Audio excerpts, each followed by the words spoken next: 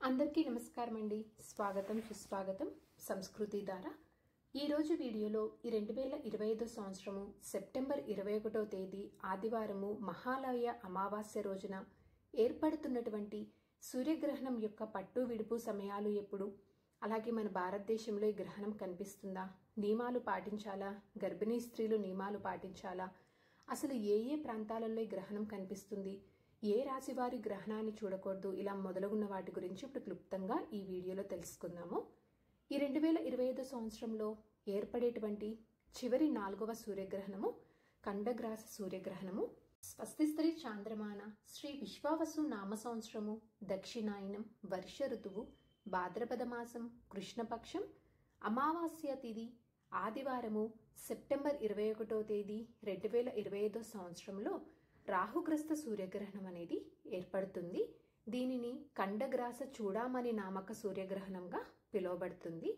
పట్టు విడుపు సమయాలు చూసుకున్నట్లయితే మన భారత కాలమాన ప్రకారం చూసుకున్నట్లయితే సెప్టెంబర్ 21వ తేదీ ఆదివారం రోజున పట్టు కాల సమయము రాత్రి 10:59 విడుపు కాల సమయము రాత్రి 3:23 అయితే మనకి ఇక్కడ గ్రహణ కాల సమయం వచ్చేసి ఏర్పడుతుందేమో సూర్యగ్రహణము, కానీ కాల సమయం వచ్చేసి చంద్రుడు ఉన్నప్పుడు మనకి కాల సమయం అనేది చూపిస్తుంది మన భారత కాలమాన ప్రకారము.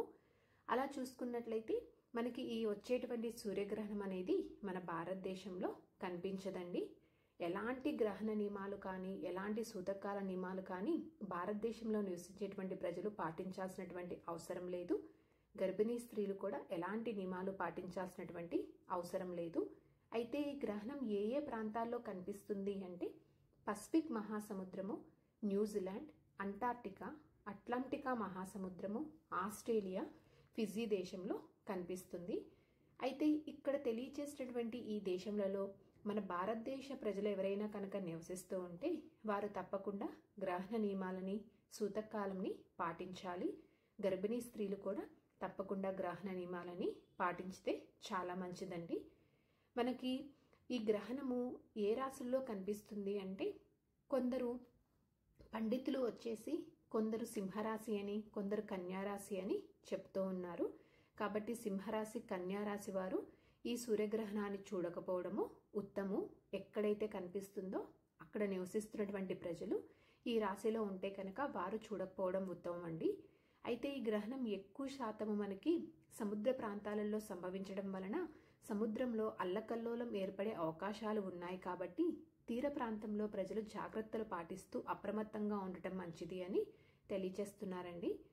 ఈ గ్రహణ సమయంలో చేసేటువంటి జపాలు కానీ ధ్యానం కానీ దానాలు కానీ విశేషమైనటువంటి ఫలితాలు ఇస్తాయి అని పండితులు తెలియజేస్తున్నారు. సో ఇదండి ఈరోజు వీడియో. ఈ వీడియో మీకు తప్పకుండా ఎంతో కొంత ఉపయోగపడుతుందని అనుకుంటున్నాను. ఇంకొక వీడియోతో మిమ్మల్ని మళ్ళీ కలుస్తాను. అంతవరకు సెలవు. మరి సర్వేజన సుఖినో భవంతు. జై శ్రీమన్నారాయణ.